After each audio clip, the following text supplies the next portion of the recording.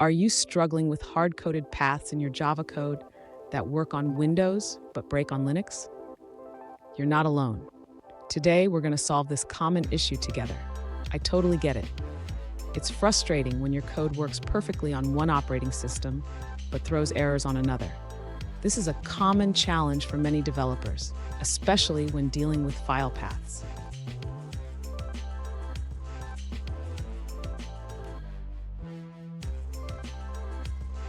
Here's the specific question we're addressing.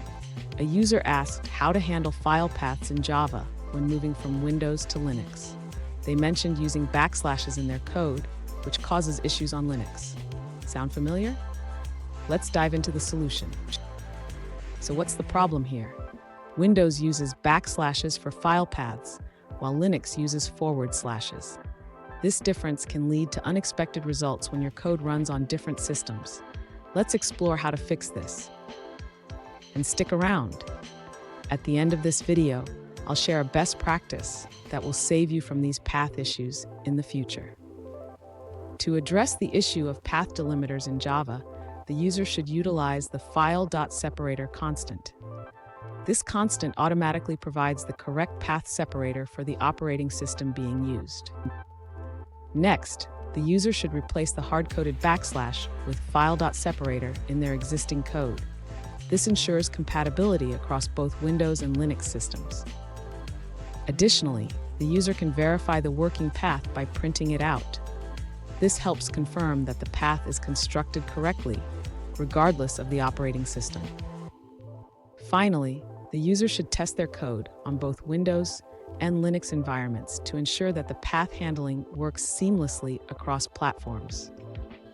Fun fact, did you know that the first version of Java was released in 1995?